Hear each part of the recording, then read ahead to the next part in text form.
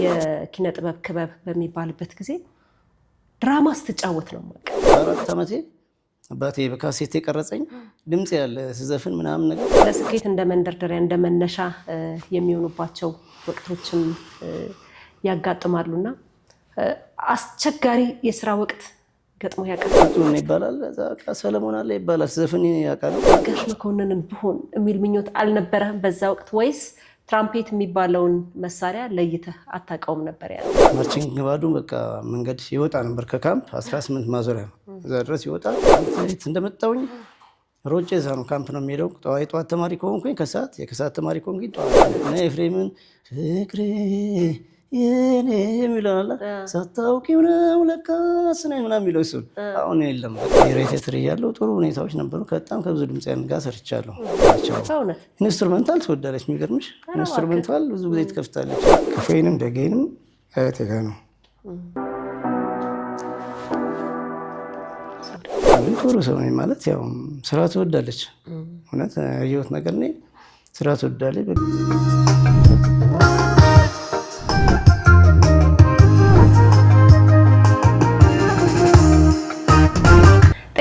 ክቡራን የእንዶይን ሚዲያ ተከታታዮች እነሆ ዛሬም የጨዋ ወግ እንግዳይን ይዤ ቀርብ ያለው የዛሬ የጨዋ ወግ እንግዳይ ታዋቂ የትራምፔት ተጫዋች ነው። በያሬድ ሙዚቃ ትምህርት ቤት ነው ትራምፔትን የተማረው። አሁን ደግሞ ላለፉት 20 ዓመታትና ከዛ በላይ በኢትዮጵያ ብሔራዊ ቲያትር ትራምፔት ተጫዋች ሆኖ እየሰራ ይገኛል። የትራምፔት ተጫዋቹ ሰለሞን በትረማርያም እንግዳይ ነው። ክቡራና ክቡራት ጨዋታችንን እንድትከታተሉ በአክብሮት ጋብዛለሁ። ቻናላችንን ላይክ፣ ሼር እና ሰብስክራይብ እያደረጋችሁ እስከ ፍጻሜው ድረስ አብራችሁ እንድትቆዩ ጋብዛለሁ። የጨዋ ወጋችን ተጀመረ።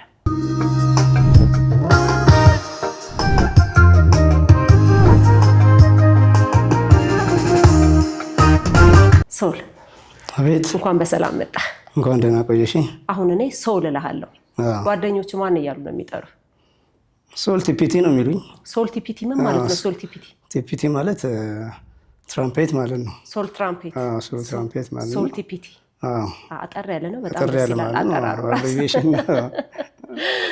ሶል እንግዲህ ቀደም ብዬ መግቢያችን ላይ ገልጬዋለሁ። የትራምፔት ተጫዋች ነን። ከበርካታ ድምፃውያን ጋር መድረክ የተጋራ ሙዚቀኛ ነህ። በቅርበትም ስላንተ የማወቅ አጋጣሚዎቹ ስላሉኝና ወደ ሙዚቃ ህይወትህ ከመምጣታችን በፊት ልጅነት ይቀድማልና ሶል የተወልደህ አደግ የልጅነት ዘመን ምን ይመስል ነበር? አዎ ተወልጄ ያደግኩት ያው እዚሁ አዲስ አበባ እስጢፋኖስ ሰፈር ወይም አብዮት አደባባይ አካባቢ እዛ ነው ተወልጄ ያደግኩት። የመጀመሪያ ደረጃ ትምህርቴን የጀመርኩት እዛ በእስጢፋኖስ ትምህርት ቤት ነበረ። አጋጣሚ ሆነ ያው ሰፈር ስንቀየር ወደ ኮልፌ ስንመጣ ለልማት ተፈልጎ አካባቢው ወደ ኮልፌ ስንመጣ ትምህርቴን አቋርጬ እንደገና ኮልፌ መጥቼ ሰላም በር ትምህርት ቤት የሚባል አለ እዛ ጆይን አድርጌ ከሁለተኛ ክፍል ጀምሬ በቃ ኮልፌ እዛ ተማርኩኝ። ኤሌመንቴሪን እዛ ሰላም በር ትምህርት ቤት ከጨረስኩ በኋላ ወደ ኮልፌ አጠቃላይ ሁለተኛ ደረጃ ትምህርቴን እዛ ነው ተምሬ የጨረስኩት። ሃይ ስኩል ኮልፌ አጠቃላይ ሁለተኛ ደረጃ ትምህርት ቤት። የኪቢያድ ልጅ ነህ? የኪቢያድ ልጅ ነኝ። ኪቢያድ ሶሻል ላይፉ በጣም አሪፍ ነው ይባላልና እውነት ነው። እንዴት ነበር አኗኗራችሁ ኪቢያድ አካባቢ? ኪቢያድ አሪፍ ነው እውነት። ኪቢያድ ብቻ ሳይሆን ኮልፌ መጀመሪያ በአጠቃላይ ኮልፌ ውስጥ ነው ኪቢያድ ያለው። ኮልፌ በማህበራዊ ኑሮ በመተጋገዝ በፍቅር ምናምን ይታወቃል እና ያው መጠሪያ ስሙ ኮልፌ ነው፣ ግን ልዩ ስፔሻል ስሙ ኪቢያድ ነው። ኪቢያድም በጣም ያው መረዳዳቱ ሁሉ ነገር ሶሻል ኮንታክታችን በጣም አሪፍ ነው። ምክንያቱም ከእስጢፋኖስ እና ከፉላ የመጣን ሰዎች ነን። እስጢፋኖስ እና ፉላ ማለት ደግሞ አይንና አፍንጫ ማለት ነው። በብዙ ነገር እንተዋወቃለን። እዚህም ከመጣን በኋላ በቃ ሁሉ ነገራችን አንድ ሆኗል እና በጣም አሪፍ መሰለ። የኪቢያድ ብዬ የጠየኩ እንዳልከው ከረጅም ዘመናት በፊት በአንድ አካባቢ የነበራችሁ ሰዎች ተሳስቼ ከሆነ ታርመኛለህ። እናንተ እንዳለ ተነስታችሁ ነው ኮልፌ ኪቢያድ ተብሎ የሚታወቀው ሰፈር የገባችሁትና ማህበራዊ ህይወቱ ብዬ ከኮልፌ ነጠል አድርጌ የጠየኩ ለዛ ነው እንጂ ያው ኮልፌማ የታወቀ ነው። ግልጽ ነው። የልጅነት ምኞትህ ምን ነበረ ሶል? በልጅነት ሶል ምን አይነት ሰው ነበረ? የዛሬው ትራምፔት ተጫዋቹ ታዋቂ ሙዚቀኛ ሰለሞን በትረማርያም ልጅነቱ ምን ይመስል ነበር? የሚገርምሽ ከልጅነቴም ጀምሮ ተፈጥሮ ነው መሰለኝ ወደ ኪነ ጥበብ ወደዚህ ወደ ሙዚቃው ምናምን ማደላይ ነበረው እና በሕፃንነቴ ጀምሮ ዘፍናለሁ። እኔ ከቤት ምናምን ዘፍን ነበር ምናምን። እንደውም የሚገርምሽ ነገር አለኝ በ4 ዓመቴ አባቴ በካሴት የቀረጸኝ ድምፅ ያለ ስዘፍን ምናምን ነገር እና እንደዚህ ምን የሚለውን ዘፈን ዘፈን በ4 ዓመት በ4 ዓመት ዝም ብሎ የዛሬ አበቦች የነገ ፍሬዎች የሚባል አለ ድሮ ዘፈን እነሱ ዜማውን ዘፍናቸው ነው ያላስታውሰውም ያው አላስታውሰውም ግን ያው እንደዛ አይነት ነገሮችን ዘፈን ነበረ። እሱ የልጅነት የዛሬ አበቦች የነገ ፍሬዎች እኛ ታዳጊ የሀገር ተስፋዎች ምናምን የሚል ነገር ነበረ። የአብዮት ዘፈን ነው። በአብዮቱ ጊዜ ስለሆነ የተወለድነው የአብዮት ዘፈን ነው እና ከዛ ጊዜ ጀምሮ በቃ ያው ያልኩኝ ከድሮ ጀምሮ የሙዚቃ ስሜት በውስጤ ነበረ። ትምህርት ቤት አካባቢ ኤሌመንተሪ መጀመሪያው ነውና ኤሌመንተሪ መጀመሪያ ነው።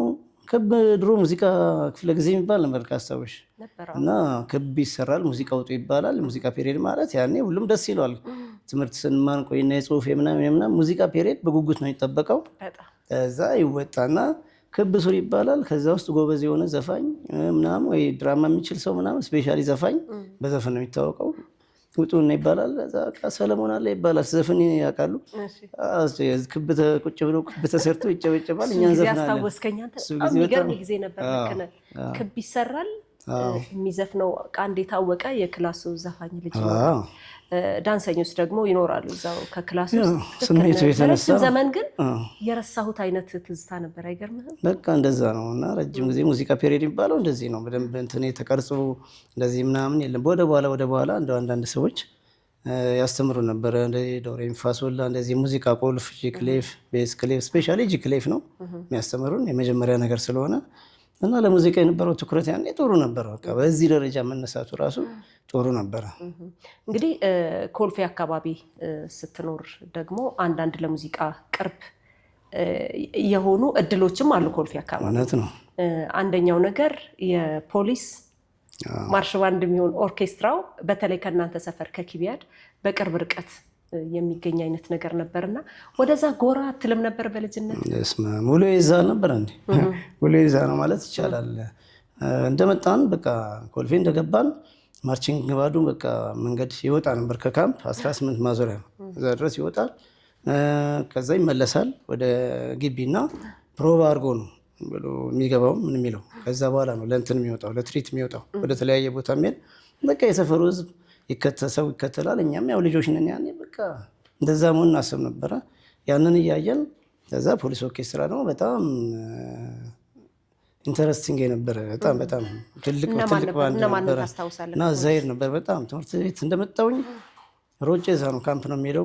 ጠዋት ተማሪ ከሆንኩኝ የከሰዓት ተማሪ ከሆንኩኝ ጠዋት ጥናቴን እንደው በቃ ሌሊት ምንም እያልኩኝ ነው ማጠናው አጥና እየተባልኩኝ እና እዛ በጣም ብዙ ሰዎች እንደ ምርጥ ሙዚቀኞች ከሙዚቀኞቹ ብነሳ ብዙ ጊዜ ድምፃዊ ነው የሚነሳው እና ሙዚቀኞች እነ ጌታቸው መኩሪያ የነበሩ ጊዜ እነ መኮንን መርሻ እነ ጋሽ ስዩም እነ ጋሽ ቦጋለ ማለት ጌታቸው መኩሪያ ቴኖር ሳክስፎን፣ ጋሽ ቦጋለ አልቶ ሳክስፎን፣ ጋሽ ስዩም ቴኖር ሳክስፎን ማነው ትራምፔት ሻምበል መኮንን መርሻ ትራምፔት መሪ ትራምፔት ተጫዋች ነበሩ።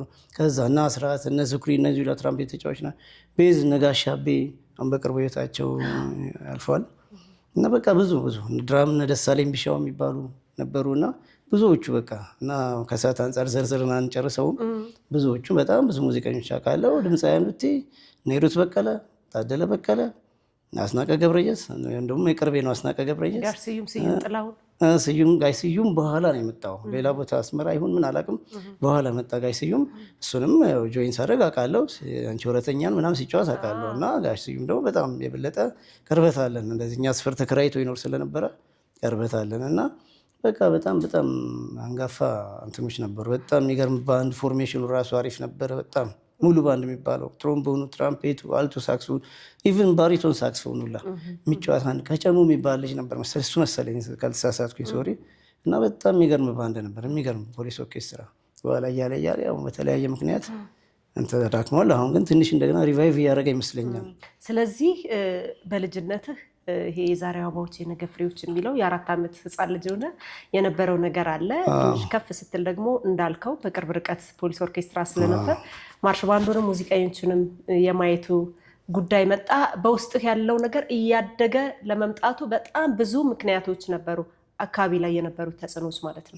በጣም እነዚህን ፍላጎት ማሳደር ብለን እንውሰዳቸውና ሰለሞን ቤት ውስጥ የዛሬ አበባዎች የነገ ፍሬዎች ከማለት አልፎ ማርሽ ባንድን ተከትሎ ከፖሊስ ካምፕ እስከ 18 ድረስ ደርሶ ከመመለሱ ቀጥሎ ገባ ብሎ ደግሞ ቅድም የዘረዘርካቸውን በጣም አንጋፋ ሙዚቀኞችና ድምፃውያንን ከማየቱ ጀምሮ ራሱ ሰለሞን ወደ ሙዚቃው ውስጥ የገባበት አጋጣሚ ምን ይመስል ነበረ? ከየት ጀመረ የሰለሞን የሙዚቀኝነት ህይወት? እንግዲህ እነኚህ ነገሮች አሁን ያልኩሽ ነገር እየሄዱ የማየቱ ነገር በውስጤ እያደረ እየጎለበተ ሲሄድ ሃይ ስኩል ከገባው በኋላ ኮልፌ ኮምፕሬሲቭ ወለባ የኪነ ጥበብና ጸረ ኤድስ ክበብ የሚባል ክለብ ነበረን እና እዛ ውስጥ ተሳተፍኩኝ። ሚኒ ሚዲያም ነበር፣ በሚኒ ሚዲያም ተሳተፍ ነበረ። ከዛ በኋላ በቃ ከዛ ጀምረን እንግዲህ ያው እዛም ውስጥ ሞካክረሻል መሰለኝ አንቺ ማለት እንዴ? ነበርኩኝ እንጂ በደንብ እንጫወተዋለን። እንደውም ማንሳት ካለብን እኔ የማስታውሰው ሰለሞንን አሪፍ ዘፋኝ እንደነበር ካስታውሳለሁ፣ ትዝ ይለኛል። አሁን የልጅነት ላይ ስላልነበርኩበት እኔ ካወቅኩ በኋላ ወደ ነበረው ጉዳይ እንምጣ ብዬ ነው። ሰለሞንን መጀመሪያ ያየሁት ግን በትምህርት ቤት የድራማ ክለብ ውስጥ በሚሰራ ድራማ ላይ እኔ የዛን ጊዜ ክለብ ውስጥ አልነበርኩበትም። ገና ትምህርት ቤት ሃይ ስኩል እያለ ኮልፌ የኪነ ጥበብ ክበብ በሚባልበት ጊዜ ድራማ ስትጫወት ነው ማቀ ቢጩ የሚባል ካራክተር ነበር። ልክ አይደለም? ልክ ነሽ። እስቲ ስለሱ ጉዳይ እነሱን ጅምሮች እስኪ እናውራቸው። ቢጩ የሚባል አሁን እንትኑ በደንብ ትዝ አይለኝም፣ ግን ሰውልን ሳስታውስ ቢጩ የሚባል ካራክተር ትጫወት እንደነበር ትዝ ይለኛል። እውነት ነው። አሁን በቃ እንግዲህ ይህንን ኢንተርቪው የሚከታተል ሰው ከዚህ በኋላ ቢጩ እያለ ሊጠራኝ ነው ማለት ነው። አይጠራም። ከዛ የተሻለ ብዙ ነገሮች አሉ። ያ ነገር እንዴት መሰለሽ፣ እዛ እየሰራን ህይወት የሚል ድራማ ነው መሰለኝ የነበረው ድራማው ስም። እዛ ላይ የእብድ ካራክተር ነበረ እና ያን የእብድ ካራክተር የሚጫወተው እኔ ነኝ እና ያ እብድ ሰውዬ ስሙ ቢጩ ጮቢያሙ ነበር የሚባለው። ቢጩ ጮቢያሙ በቃ ጮቤ ይረግጣል ምናምን፣ በየመንገዱ ልብሱ እንትን ይላል ምናምን። ስለዚህ ቢጩ ጮቢያሙ እያሉ ይለና የዛን ካራክተር ነው የተሰጠኝ። ያንን በቃ በደንብ ስለተወጣሁት እዛ ላይ ምናምን በቃ ሰውየው ምንድነው በፍቅር ያበደ ሰው ነው። እዛ ጋር የነበረ የሆነች ልጅ ወዶ ከዛም በኋላ ያ ነገር ሳይሆን ቀርቶ ከዛ በፍቅር ያበደን ነው በቃ ቢጩ ይባላልና በመንገድ ሲያልፍ ቢጩ ጮቢያው ምናምን ሲሉት በቃ መንገድ ላይ ሆነ ያችን ልጅ ያስታውስና ያቻት ምናምን ነገር መጣች ምናምን ነገር እንደዚህ በቃ የሆነ ራሱ የሚመስለው ነገር ነበርና ስለዚህ በቢጩ ምናምን ይባል ነበርና ያንን ካራክተር ነው የተጫወተው። ቤት አካባቢ እሱ አይነት ካራክተር ወይም ደግሞ እሱ ካራክተር ተወዶልህ ነገር ነበር ሰለሞን? እኔ የማስታውሰው ነገርና እርግጠኛ ነኝ ብዙ ሰዎች ሰለሞን ተዋናይ ሆኖ ይቀጥላል የሚል ግምት ነው ሊኖራቸው የሚችለው በሱ ዘመን የነበሩ ሰዎች። ምናልባት አሁን እናንተ የምናደርገውን ጨዋታ ይከታተሉ ከነበረና እንዴት አድርገህ ነው ወደ ሙዚቀኝነቱ ታዲያ እጥፍ ብለህ የመጣው? አዎ እንግዲህ ያው እንዳልሽው ቅድም ዘፈን ነበረ፣ ስፔሻሊ የፍሬምን ዘፈን ነበረ ደስ ይለኛል። ፍቅሬን የሚለውን በጣም እንትነው እየተባለ ምናምን ነገር በቃ ሰዛ እሱንም ጫወት ነበረ እና የፍሬምን ፍቅሬ የኔ የሚለው አለ ሳታውቂው ነው ለካስ ነው ምናምን የሚለው እሱን አሁን የለም በቃ እና እሱን ጫወት ነው እና እኔም ወደው ነበረ። ማይነር ስኬል ላይ ያለ ዘፈን ነው እና ያኔ ድሮ ጫወት ነበር። ከዛ ከድራማው ግን በቃ ወደ ዘፈኑ አደላ ነበር እና ከበሮም ጫወት ነበር ላይ ከበሮ ምናምን ነገር በቃ ወደ ዘፈኑ ወደ ሙዚቃው ማድላት ጀመርኩኝ። አሁን ሳይ ግን ትኔን ሙዚቀኝነቴን ያው በትምህርት መማር ፈለኩ። ያሬድ ሙዚቃ ትምህርት ሲባል ሁሌ በጣም እንትን ነበር። ወደ ያሬድ እመጣለሁ። እሺ ወደ ምን ብንሄድ ደስ ይለኛል፣ ግን እኔ አሁን ከያሬድ በፊት እንትን ጠብቀን ለመሄድ ያክል ከትምህርት ቤት ያ ኮልፌ አጠቃላይ ሁለተኛ ደረጃ ትምህርት ቤት የቲያትርና ሙዚቃ ክበብ የሚባለው እዛ ውስጥ የነበሩ ልጆች ትምህርታቸውን ጨርሰው ማትሪክ ከወሰዱ በኋላ ሲወጡ ኮልፌ ላይ ወለባ የኪነ ጥበብ ክበብ የሚል ተቋቋመ። ወለባ የኪነ ጥበብና ጸረ ኤድስ ክበብ 09 ቀበሌ ውስጥ። ከዛ በኋላ ነው ሰለሞን በሙዚቃው ቀጥለህ ያየሁትና የባህል ዘፈኖች ትዘፍን ነበር? እርግጠኛ አይደለሁም ነው አይደል? ልክ ነኝ? አረሳሽም ጎበዝ ነሽ። አዎ እነሱን ነገሮች ስትዘፍን አስታውሳለሁ። እንዳልከው ሙዚቃ ድራም ትሞክር ነበረ። እሱ ውስጥ ወለባ ውስጥ የነበረውን ነገር እኔውና እዛ እያለ ይመስለኛል ያሬድ ጆይን ያረከው ወይስ ከዛ በኋላ ነው? እነሱ ነገሮች እስኪ እንጨርስ። ወለባ እያለሁ ነው እንዳልሽው የባህል ዘፈን የእርጋ ዱባለን እጫወት ነበረ። የእርጋ ጥንቅሽ ነሽ ማሮ ላልንሽን ያው ባህላዊ ቡድን ስለነበረ ቡድኑ በባህላዊ ቡድን ስለነበረ ከበሮም እየመታው ዘፍን ነበረ። እንደገና ደግሞ በቃ በፉጨትም ራሱ እንደ ሙዚቃ መሳሪያ ክራር ምን አለ ምንም አለ ያው ተደርቤ ምናምን ማፏጭ ነበር በጣም እና እንደውም ሰፈር በፉጨት በጣም ይታወቃለሁ። ሰፈር ውስጥ በፉጨት ዜማ አፏጫለሁ እንዴ በደንብ አፏጫለሁ። አሁን መሞከር ትችላለህ? እችላለሁ። ምን ልበልልሽ? እስኪ እባክህ ደስ ያለህን ይሄን ታሪክ አላውቀውም። አሁን የፉጨቱን የእውነት ያላውቀው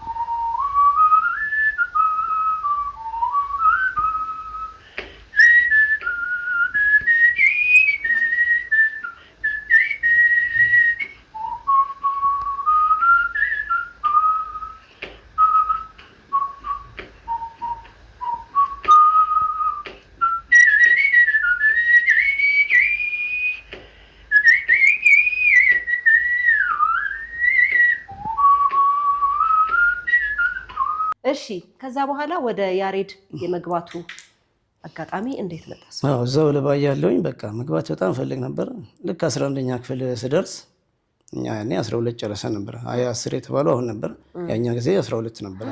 ልክ 11ኛ ክፍል እንዳለው ልገባ ስለ አይሆንም አለ አባቴ። ትምህርትን ጨርሳለኝ፣ ትምህርትን ካልጨረስክ እንደውም እንዳታናግረኝ ነው። ያው ድሮ ይፈራሉ የድሮ አባቶች ትምህርት ላይ ያላቸው አቋም እንትን ነውና በጣም በጥሩ ሁኔታ ነው ያሳደገኝ አስተማረኝ አባቴ።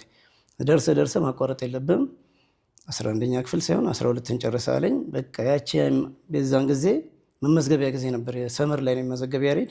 ያቺ እንዳታልፈኝ ነበር። በቃ ስታልፈኝ በጣም እንትን አልኩኝ። ትምህርትም ጥሩ ነበርኩኝ።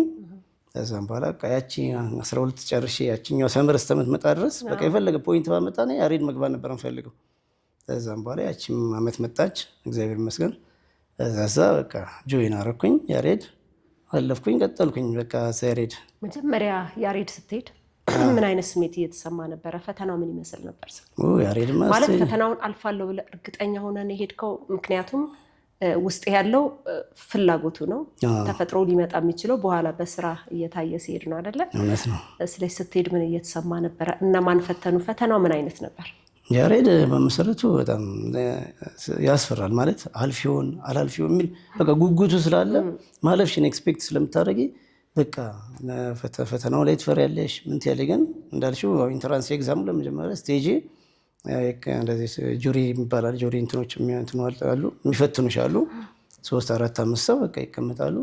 ከዛም በኋላ በሳንቲም ሪትም እንደዚህ ያደርጉልሻል። አንቺ መልሰሽ ማድረግ አለብሽ። እነሱ እንዲህ ሲመቱ አንቺ 3 በድንጋጤ ልታረጊ ትችላለሽ። እነሱ የሚያጨበጭቡትን ሪትሙን ጠብቃ በሳንቲም እዚህ ሲመታልሽ እንትን ትያለሽ። እንትንሽን እያዩ ለምሳሌ 1 2 ሲያደርግ መልሰሽ 1 2 3 4 4 እንደገና ደግሞ ሊያደርግልሽ መልሰ አንቺ የመለሽ ከሄድሽ ትንሽ ጠንከር እያደረጉት ይሄዳሉ። ከዛ ደግሞ ፒያኖ አለ በድምፅ እንደዚህ ፒያኖ እዛ ጋር የሆነ ዲን ሲያደርጉ አንቺ ላ ወይም ሀ በል ነው የምትባየው። ዲን ሲያደርግ ሀ ዲን ሀ ወይም ደግሞ ላ ያልሽ እንደዚህ ይፈትናሉ። ከዛም በኋላ የራሳቸውን ነጥብ ይዛሉ። በቃ ከዛም በኋላ የራሳቸውን ነጥብ ከያዙ በኋላ እንግዲህ በዛ ይለዩሻል። ሰመር ኮርስ እንትን ይባላል፣ ኢንተራንስ ኤግዛም ይባላል። ከዛ ወደ 2000 ሰው ምናምን ይመዘግባል። ያኔ በጣም ፈላጊ ብዙ ነው። ከዛ ውስጥ ለክረምት ተማሪ የሚፈለገው 25 ሰው ከበዛ 30 ሰው ነው። ክረምት ማለት ከክረምቱ በኋላ በጋውን ትምህርቱን በመደበኛነት ለመቀጠል ነው ወይስ ሰመር ኮርስ ብቻ? መደበኛው ለመቀጠል እቺ ሰመር ኮርስ መግቢያ ነች። ከዛ ሰመር ኮርስ የሚባል ደግሞ አለ። ይሄን ካለብሽ ዛት እድለኛ ሆነሽ ካለብሽ እንደገና ሰመር ኮርስ ትገቢያለሽ። ለአንድ ወር ከምናምን ትገቢና እዛ ደግሞ ይሄን አሁን በሪትም በምትና በድምፅ የነበረውን ነገር እንደገና እዛ እንትን ትማሪያለሽ። ያው ሪትም በመጽሐፍ ሪትም እንደዚህ አሁን እንደዚህ ይመታልሽ መጽሐፍ አለ እንደዚህ ድምፁንም እንደዚህ ዲን ሲያደርግ ዶ ሊሆን ይችላል፣ ዲን ሬ ምናምን እንደዚህ ሊሆን ይችላል። እነሱን የመጽሐፍ ያስተምሩሻል። መጀመሪያ ያንንም ሪትሙንም ያስተምሩሻል። የዚህ ምት ዋጋ ታታ ነው ብሎ ጽፎ ያሳይሻል። የዚህ ደግሞ አንድ ኳርተር ኖት ነው ኤዝ ኖት ምናምን የተባለ በቃ ኤሌመንተሪ ለሰመር ኮርስ የሚያስፈልገውን ነገር ያስተምሩሻል ኢዚ በሆነ መንገድ። ከዛም በኋላ ያንን ካለብሽ በቃ ሬጉላር ተማሪ ትሆኛለሽ። ከ25ቱ ወይ ከ30 ውስጥ አንዱ ትሆኛለሽ። ያኔ በጣም ከባድ ነው። ያን ማለት እንደዛ ሆነ። ያ ሰለሞን እንደዛ ነው። አለፍኩኝ። በጣም ነው ደስ ያለኝ። በጣም ነው ደስ ያለኝ። ምክንያቱም አልፋለሁ ብዬ ኤክስፔክት አላደረግም። ያው ሁላ ሰው ነው ያለው እና ከዛ ውስጥ ደግሞ ተለይተን 25 ውስጥ እገባለሁ ብዬ አላሰብኩም ነበር። እግዚአብሔር ይመስገን እዛ ገባን። በቃ ሰመር ኮርስ ተከታተልኩኝ። ሰመር ኮርሴንም አለፍኩኝ። ሬጉላር ተማሪ ሆንኩኝ። ስንት ዓመት ተማርክ? 4 ዓመት። በእኛ ጊዜ ዲፕሎማ ፕሮግራም ነበረ። ዲፕሎማ ፕሮግራም ነበር። 4 ዓመት ተማርኩኝ እና ጨረስኩ። 4 ዓመት ከተመረክ በኋላ ቀጥታ የሙዚቀኝነት ህይወቱን ቀጠልክበት ወይስ ነገሮችን? ቀጥታ እኔ እንደተመረኩኝ ኮንሰርት እናቀርባለን። የያሬድ ሙዚቃ ትምህርት ቤት በአመት 2 ጊዜ ኮንሰርት ይደረጋል። ክሪስማስ ኮንሰርት እና ግራጁዌሽን ኮንሰርት ይደረጋል እና እሱን እናደርጋለን። ከ2ኛ ዓመት ነው የሚጀምረው ማለት እንደዛ አይነት ነገር ማለት ነው። ብቃትም እያመጣ የሚሄደው ተማሪው ፐርፎርም ለማድረግ ምንም ከ2ኛ ዓመት ከ3ኛ ዓመት በኋላ ነው የሚያመጣና እንደዛ እናደርጋለን እና ግራጁዌሽን ኮንሰርት ላይ ከብሔራዊ ይመጣሉ፣ ይጋበዛሉ። ሰው ይጋበዛል ምናምን ይላል እና እዛ የነበሩ ሰዎች ያው እነ ፋንታውን ሻንቆጨው ምናምን ይመጣሉ። ያኔ እነ ያሬድ ተፈራ ምናምን ያሉ እዛ ይመጡና ምናምን እና በቃ ያበረታቱኝም ነበር። ከዛ በኋላ በቃ አጋጣሚ ትራምፔት ነበረ። እዛ ስንመደብ ትራምፔት መደቡ። እዛ ባይዘው ያሬድ ስትመደቢ ፊዚካል አፒራንስ የሚባል ነገር አለ። ጣትሽ ይታያል፣ ከንፈርሽ ይታያል፣ ቁመትሽ ይታያል። ምክንያቱም እንደየ እንትኑ ነው የምትመድሚያው። ረዘም ያለ ሰው በቃ ጣቱ ረዘም ያለ ሰው ለደብል ቤዝ ነው። በቃ ደብል ቤዝ ለሱ ቁመቱ ረጅም ስለሆነ ምን ማለት ነው? ማለት በተለየ ሁኔታ ለዛ ነገር ይሆናል። ምክንያቱም እንትን ይፈልጋል፣ ጣት ረዘም ያለ ጣት ይፈልጋል፣ ደብል ቤዝ ቁመት ይፈልጋል። ቫዮሊኒስትም ስትሆኚ ትንሽ ጣት ረዘም ቢል፣ ፒያኒስት ስፔሻሊ እንደዛው፣ ፒያኒስትም ረዘም ያለ ጣት ኦክታቭ የሚባል ነገር አለ፣ እንደዚህ በቀላሉ እንዲጫወት ምናምን ነገር እንደዛ። ግን ያው ብዙ ሰዎች ሰክሰስ ያደርጉ አሉ። እንደዛ የግድ ረጅም ጣት ያላቸው ምናምን ሳይሆኑ እንደገና ደረጃ በደረጃ ከ1 እስከ 3 የወጣ የፈለገ ነገር ይመርጥ ነበር። ያኔ አጭር ጣት ኖራቸውም እንደኔ ምናምን ሰክሰስ ያደርጉም አሉ። ግን ያው እንትኑ ስለሆነ ያው ህጉ ስለሆነ የዛ እንደዛ ይባላል። እኔ ደግሞ አጭር ስለሆን ከንፈሬ ማነስ ስለምትል ለትራምፔት ይሆናል ተብሎ ለዛ በፊዚካል አፒራንስ ትራምፔት ተሰጠኝ። ያው እንግዲህ እስካሁን ከእሷ ጋር አለሁ። ግራጁዌሽን ኮንሰርት ላይ ደርሰን ነበረ። እሺ ከዛስ? ግራጁዌሽን ኮንሰርት ላይ እንትን አለን። ከግራጁዌሽን ኮንሰርት በኋላ በቃ ብሔራዊ ወዲያው ማስታወቂያ ወጣ። የሚገርምሽ 3 ወር 4 ወርም አልተቀመጥኩኝም። ከዛም በኋላ በቃ ተመርቄ ያው ብሔራዊ ማስታወቂያ ሲወጣ ሄድኩኝ። በብቸኛ ተወዳዳሪነት ነው ያለፍኩት። ማነው እኔም ነበርኩ ቀዳሚ ሆኜ ነው ያለፍኩት እና በቃ ያው እስከዛሬ ድረስ በብሔራዊ ቲያትር የስራ ህይወቱ ቀጠለ። እዛው ቀጠለ። ከዓመት በላይ ብሔራዊ ቲያትር በጣም የተጫወትኩ እገኛለሁ። ምን አይነት ጊዜዎችን አሳለፍክ ብሔራዊ ቲያትር? ምን አይነት የመድረክ እድሎችን ከፈተልን? እዛው ለቲያትር ቤቱ የምትጫወተው መድረክ እንዳለ ነው፣ እሱ ስራ ነው አይደል? ለምን እንደዚህ ያልኩ መሰለ ሰው በጣም ከበርካታ ሙዚቀኞች ጀርባ ትራምፔት ስትጫወት በደንብ አይቻለሁ። በጣም ብዙ ከአንጋፋዎቹ ከትልልቆቹ ጀምሮ እስከ ወጣቶቹ ድረስና እዛ በመስራትህ የተከፈተ እድል ነው። የእድሎች በር እንዴት እየተከፈተ ሄደ?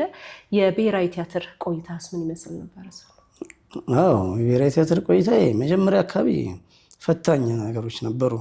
ማለት ያው ከያሬድ ወጥተሽ ወደ ሌላ ነገር፣ ያሬድ የምትማሪው ክላሲካል ነገር ነው እና ያን ክላሲካል አዳፕት አድርገሽ ወደዚያ ወደ ፖፕ ወደኛ 6/8 3/4 አለ እዛም እንማራለን። ግን ወደ ዘፈኑ ዓለም ስትቀየጭ እና እዛ ጋር ያለው ነገር ትንሽ ልዩነት አለው። ምክንያቱም ያኔ ክላሲካልን ብቻ ነገር ነው እንድናጠና የሚፈቀደ ያሬድ ዘፈን ምናምን መጫወት አትችይም። ምክንያቱም የተሻለውን ነገር ነው፣ እርግጥ የተሻለውን ነገር ነው የምንማረው እዛ። ግን ፕራክቲስ አድርገን ብንወጣ እዚህ ጋር ቶሎ ፊት ለማድረግ አይከብደንም። ግን እዛ ጋር የተሻለውን ነው። ያን ነገር ከሰራችሁ ስኬሉንም ምናምን ነገር ምናምን እዛ ጋር ኢዚ ነው የሚሆንላችሁ ነው እንትኑ ፕሪንሲፕሉ የነበረው እዛ። እውነትም ነው። ሰው ሀሁ ተምሮ ፊደል ቁጥሩ ምናምን እያለ ሲሄድ ነው እንትን የሚለው አይደለ? ከዛ ፊደል ትቆጥሪያለሽ፣ ሀሁ ትያለሽ፣ ሀሁ ጊዳ ያልሽ ስቴፕ፣ ከዛ ወንጌል፣ ከዛ ዳዊት እየተባለ እንትን ትያለሽ አይደል? እና ያን ነገር እንትን ካለ ለሌላው ኢዚ ሆነ። እውነትም በቃ እኛ ያው እኔ ተደብቄ ፔንታ ምናምን ነገሮች ሞካክር ነበር በትራምፔት ማለት አስተማሪዎች ሲሄዱ ምናምን ነገር እንሞካክር ነበር። ያው የሚጠብቀን ምናየውም ነገር ያ ነውና እዛ የሚጠብቀንም ነገር ስለሆነና እዛ ያን ነገር እንትን እናደርግ ነበርና ወደ ብሔራዊ ስገባ ትንሽ ያው እንትን በአንድ ጊዜ አዳፕት አታደርጊ ምንም ነገር ላይ ልምዱ የሚገኘው ከዛ በኋላ እንደዛ ዘፋኞች የምታገኙ ምንም እትዩ እዛ ብሔራዊ ቲያትር ነው። የከሌ ሲባል እያልሽ በኖት እየተጻፈ ነው የሚሰጠን የነበረው። እርግጥ ኖት ስለተማርን ያሬድ እዛ ስንገባ ኖቱ ምናምን ምንም አልቸገረንም። ግን ስታይሉ ያው ለየት ይላል ትንሽ። እዛ ስገቢ ወደ ፖፕ ስትቀላቂ የኤክስፔሪንስ ጉዳይ ነው። ባይዚ ኤክስፔሪንስ ነው። እዛ ጋር ያዳበርነው ኤክስፔሪንስ ሌላ፣ እዚህ ጋር ደግሞ የሚጠበቀኝ የነበረው ኤክስፔሪንስ ሌላ ስለነበር በቃ ትንሽ እዛ ጋር አንዳንድ ያው ቀድሞ የነበሩ ሰዎች እንደኛ ሁኑ አይነት ነገር አለ አይደለ? ያው ለዛ አይሆንም። ያው የሰዎቹ አስተሳሰብ ሊሆን ይችላል። አንቺ የቆየሽበትን ነገር ቀጥታ እኔ ደረጃ ላይ ድረስ ማለት አይቻልም። ጊዜ ይጠይቃል ምንም ነገር። ስታይሉንም ማወቅ መጀመሪያ አካባቢ ትንሽ ፈተናዎች ነበሩ፣ በጣም ከባድ ፈተናዎች ነበሩ። እነሱን አልፌ ያው እያልኩኝ ከብዙ ድምፃውያን ጋር እዛ ሰራን። ብሔራዊ ቲያትር ደግሞ ያኔ በጣም እንትን ነው እንዳሁኑ እንደዚህ ፕራይቬት ነገሮች አልበዙም። ብሔራዊ ቲያትር ሲባል ሰልፉ በዚህ ብትይ ልዩ ነው። በቃ አሁን ከመንግስት ከተቀየረ በኋላ ነገሮች ሲመጡ ሁሉ ነገር እንትን ማለት ጀምሮ እንደ ኤግዚቢሽኖች ምናምን ባዛር ብዙ ነገሮች እንትን ሲሉ ፕራይቬት ባንዶች የተቋቋሙ ሲሄዱ ምናምን ነገሮች ወደዛ ኢዚ ማግኘት ጀመረ። ሰው ባሽ ሰልፍ እየተወ ምን እያለ ወደዛ ይሄዳል እና ብሔራዊ ቲያትር እያለው ጥሩ ሁኔታዎች ነበሩ። በጣም ከብዙ ድምፃውያን ጋር ሰርቻለሁ እና የዛ በምሰራበት ጊዜ የነበረው ነገር ለብዙ እንትኖች እዛ ታየ ነበር። እኔ እና ከባንዱ ጋራ ትራምፔት በቃ እድል ከፈተ። ሌሎች እዛ መጥተው ሲሰሩ አብረው የሚያዩኝ ምናምን እንደዛ እያለ ያው እንዳልሽው ከአንጋፋዎቹም ከነ ጥላሁን ገሰሰ ጀምሮ። ከነማን ጋር ሰራ? ከአንጋፋዎቹ በቃ እኔ እድለኛ ነኝ። እንደውም በጣም እድለኛነቴ ምንድን ነው መጀመሪያ አንጋፋዎቹ ጋር የምልሽ አሁን ጥላሁን ገሰሰ የክቡር ዶክተር አርቲስት ጥላሁን ገሰሰ አንገቱ ላይ ጉዳት ከደረሰበት በኋላ አሜሪካን ሀገር ያው እንግሊዝ ሀገር ሄዶ ታክሞ እንደመጣ ብሔራዊ ቲያትር የሆነ ኮንሰርት ነበረ። በቃ የእሱም አቀባበል ይሁን ረሳሁት እንጂ ከዛ እንደመጣ ከእሱ ጋር በቃ ሰራን፣ ከጋሽ ጠሌ ጋር ሰራን። እዛ በጣም ሁሌ የምመኘው ስቲል ማከብረው ተተኪም የሌለው ብዬ እስካሁን በቃ ምክንያቱም እስካሁን ራሱ ሞቶ እንኳን ያው ሁሉም የሱን ዘፈን እየዘፈነው ነው እንጀራውን እንትን እያለ ያለው እና ጥላሁን በጣም የሚገርም ነው። በሆነ ጊዜ የሚፈጠሩ ሰዎች አሉ እንደዚህ ሚራክል የሆኑ ሰዎች በቃ ገባሽ። በሆነ ጊዜ አንዴ የሚፈጠሩ ሰዎች እሱ ከድምፃውያን አንዱ ነው። በሆነ በመቶ ዓመት አንዴ የሚፈጠሩ ሰዎች አሉ ይባላል እንግዲህ ትባላለ። ከዛ ውስጥ አንዱ ነው ጥላሁን ገሰሰ። ስለኔ ምንም ዘፈን ብሰማ እኔ ምንም ነገር ብሰማ ትሰሚያለሽ፣ የተለያየ ዘፈን ትሰሚያለሽ። ጥላሁን ገሰሰን በቃ አንድ ብሰማ ይበቃኛል። በቃ 10 የሌላ ሰው ዘፈን ከምሰማ የጥሌን አንድ ብሰማ በቃ የሆነ ውስጤ እንትን ይላል በጣም በቃ። በዚህ ልክ ከምታከብረው ትልቅ ድምፃዊ ጋር ሰራ መድረክ ተጋራ። ሌሎችስ? ከዛ ከጋሽ ማሙድ ጋራ ጋሽ ባታ ምኒልክ ናቸው። አባባ ተስፋዬ ራሱ ምናምን እንደዚህ ኮሜዲ እንትን ይጫወታሉ፣ እንግሊዘኛ ይጫወታሉ። ከአባባ ተስፋዬ ጋር እነዛ በቃ ብሔራዊ ቲያትር የማይመጣ ድምፅ የለም ነበር። የማይመጣ እዛ ነው ሴንተሩ ማለት ትችላለች። በቃ የሆነ እንትን ሲባል ብሔራዊ ቲያትር ነው የመጣውና በቃ ከትልልቆቹ እንደዚህ ከማልበልሽ በቃ የቀረኝ የለም ማለት ትችላለች። ከወጣቶቹም በቃ ከነ ማዲንጎም ጋር ብትይ ከነ ቴዲ አፍሮ አሁን ቴዲ አፍሮ የኤክስፕረስ 15ኛ ዓመት እዛ ነው የጀመረው ኤክስፕረስ እና ሲጀምር ምናምን ቴዲ ከመስተዋት ከበብ በኋላ እዛ ነበር የጀመረው እና ከዛ 15ኛ ዓመቱን ሲያከብር ጣይቱ ሆቴል ኤክስፕረስ ባንድ 15ኛው 25ኛው ሲያከብር እዛ መጥቶ ምናምን አብረን ጃም ሲያደርግ ምናምን አብረን በደንብ ሰርተናል። ከቴዲም ጋር ሰርቻለሁ በደንብ ያው እንተዋወቃለን። እንግዲህ ያው እናላቅም እንጂ ባለፈው ሙዚቀኛ የሸዋጌጥ ጫኔን በዚህ ሚዲያ ላይ ጋብዣው ነበረና ከቴዲ አፍሮ በስተቀር ከሁሉም ጋር የመስራቱን እድል አግኝቻለሁ ብሎ ይነግረው ነበርና ሶል ደግሞ ከቴዲ ጋር ጭምር ሰርታል። ጨርስ ሰርቻለሁ። ያው ከነ እንትኑ እኮ ነገርኩሽ፣ ከነ ቦታው ከነ ሁኔታው ነገርኩሽ። በጣም ደስ የሚል ነው። በሙዚቀኝነት ህይወትህ በጣም ወርቃማው ጊዜ የምትለው የትኛው ነው ሶል? ያው ወርቃማ ስል ወደ መጨረሻው እያደረስኩህ አይደለም፣ ገና ብዙ መስራት የሚያስችል ጊዜዎች አሉ። እግዚአብሔር እድሜና ጤና ይስጠንና እስካሁን ድረስ በነበሩት ሂደቶች ውስጥ የሶል በጣም ወርቃማው የሙዚቃ ዘመን በጣም እኔ በጣም ትምልበት የነበረው ያው ብሔራዊ ቲያትሩ እንዳለ ሆኖ ከዛም በቃ ከብሔራዊ ቲያትር በኋላ መጀመሪያ ጊዜ በቃ ክለብ ብሔራዊ ቲያትር በስንት ዓመተ ምህረት ነው የጀመርከው መስራት? ብሔራዊ 92 ነው የጀመርኩት። የተቀጠርኩት 92 ዓመተ ምህረት ነው እና ከዛ በኋላ ያው ክለብ የሰራሁባቸው እንትኖች እንትን ይለኛል። መጀመሪያ ክለብ ከነ ኢምፔሪያል ማጀስቲክ ባንድ የሚባል ከጃማይካኖች ጋር ነው የጀመርኩት። ክለብ ሲጀምር እዛ ጥሩ ጊዜ ነው። ግን አሁን እንዳልሽ ወርቃማ ወይም አሪፍ ጊዜ ያሳለፍኩ የምለው ኤክስፕረስ ባንድ ተጫውቻለሁ። ከነ ፈለቀ ኃይሉ ከነ ደረጀ ቤዝ። ፈለቀ ኃይሉ ማለት ካልተሳሳትኩኝ መምህራችን ነበረ። ኪቦርዲስትም ነው፣ ሳክስፎኒስትም ነው፣ ክላርኔቲስትም ነው። አቀናባሪ በጣም ፈለቀ ብዙ ሰው ነው። እውነት በጣም ማደንቀው ማከብረው ሰው ነው ፈሌ እና ቀልደኛ ያውቃል፣ ተጫዋች ነው፣ ይተርባል እና በጣም ወለገብ ነው። እና ኤክስፕረስ ባንድ ከነሱ ክብረት ዘኪዎስ በቃ እነሱ ሶስቱ ናቸው ባንዱን ያቋቋሙት ኤክስፕረስን። እነሱ እኛን እንዳልኩሽ ብሔራዊ ቲያትር ምናምን ሲባል ያውናል ስንሰራ እኔን ከብሔራዊ ቲያትር ሳክስፎንም እዛ ሌሎች ጓደኞቼ እንደ ትሮምቦን ምናምን አረጉና ኤክስፕረስ ባንድ በቃ በፊት በሶስቱ ኪቦርድ፣ ቤዝ፣ ሊድ፣ ድራም ነበረ። በቃ እኛን ጨመሩን ትራምፔት እና ትሮምቦን፣ ሳክስፎን ምናምን ሆነ። ከዛ በቃ ኤክስፕረስም በቃ ስሙ ነቀነቀ የበለጠ እንደውም ክለብ በምንሰራበት ምናምን። ከዛ እየታየ ሌሎችም አሁን መጨማመር ጀመሩ እንደዚህ ትሮምቦን፣ ትራምፔት ሌሎችም። ግን ኤክስፕረስ እንትን ያለለም ያን ጊዜ በጣም ደስ የሚል ነገር ስታንዳርድ ነገሮችን ሰራ ነበር። እንግሊዘኛ ዘፈኖች፣ ወልዲሶች፣ እንደገና ትልልቅ ድምፃውያኖች ምናምን ይመጣሉ። በቃ በስነ ስርዓት ሁሉም ፕሮፌሽናል ስለሆነ በቃ ትግባቢያለሽ፣ ደስ ይልሻል። እና ከቶናችን ሁላ አንዱ ነው ምናምን እንጫወት ነበርና ያ ጊዜ ለእኔ በጣም አሪፍ ጊዜ ነው። ያው መቼም ህይወት ጥቁርና ነጭ ነች ይባላል። ብዙም ጊዜ ሁል ጊዜ በስኬት መንገድ ላይ ብቻ ላንሄድ እንችላለን። አንዳንድ ጊዜ በጣም አስቸጋሪ ሁኔታዎች ለስኬት እንደ መንደርደሪያ እንደ መነሻ የሚሆኑባቸው ወቅቶችም ያጋጥማሉና አስቸጋሪ የስራ ወቅት ገጥሞ ያውቃል? እንግዲህ ውስጥ ባላልፍ ጥሩ ነበር ምናምን የምትለው አይነት አልገጠምም? ያው በሙዚቃ ህይወት አስቸጋሪ ነገሮች ይገጥሙሻል ብዙ። ያው ሙዚቃ እዚህ ሀገር እንደ እንትኑ አይደለም። ሌላው ሀገር እንደሚሰጠው ክብር እንደምታገኙ ገቢ ምናምን አይደለም። ሙዚቃ በብዙ ፈተና ውስጥ ነው የምታልፊው። ቴሌቪዥን ላይ ሲታይ ወይ ሚዲያ ላይ ሲታይ ወይ ተዘፍኖ ሲሰማ ወይ የሆነ ነገር ተብሎ በቀላል ነገር የሚሰራ ምን አይመጣ ይመስልሻል? አይደለም። ሁሉም ሙዚቀኛ የራሱን ነገር ይዞ በቃ እዛ ጋር ሲሄድ ስለሚረሳው ይረሳል።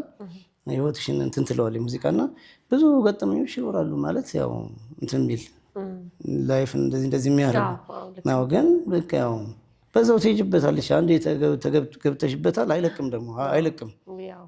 ያው ብዙ ኦፖርቹኒቲዎች ይኖራሉ። እንግዲህ ብዙ ነገር ሰርተሽ መኖር የተሻለ ገቢ ማግኘት ይችላል። ግን በቃ ያ ነገር በደምሽ ውስጥ ያለ ነገር ነው። ዛሬ ይሻሻላል፣ ነገ ከዛሬ ነገ እያልሽ ስትይ ያው ትቀጥይበታለሽ። ግን ደስታ የምትፈልጊውን ነገር የሰራ አንድ ሰው የሚፈልገውን ነገር ሰርቶ እንደመኖር የመሰለ ነገር የለም። ምክንያቱም መታደል ነው። እኔ አሁን ብዙ ነገር ተሟልቶልኝ ወይ ሰክሰስ ሆኜ ላይሆን ይችላል አይደለ? ግን የሰራሁት ነው። ያ ነገር ያስደስተኛል። በቃ ውስጤ ነው። በቃ ሌላ ነገር ልስራ ብል ሰክሰስ ላላደርግ እችላለሁ። ስለዚህ ደስተኛ ነኝ በሙዚቃ በምሰራው ነገር። ያው ደስተኛ ስልሽ ያው በቃ እንደዚህ ፍንጥዚያ ምናምን በሁሉ ነገር ተሟልቶ ምናምን ነገር ሳይሆን በቃ የምሰራውን ነገር እየሰራሁኝ ስለሆነ ደስ የምትወደውን መያዤ የተማርኩበትን ጊዜን የገደልኩበትን ህይወቴን ያሳለፍኩበትን ነገር እየሰራው ስለሆነ ደስ ይለኛል እንጂ ያው ነገሮች ይኖራሉ። ላይፍ ፔንደዳው ነው። መጀመሪያ እንዳልከኝ ያሬድ ስትገባ የተማርከው በዲፕሎማ መርሃ ግብር ነበረ። ከዛ በኋላ ዲግሪ ተምራል?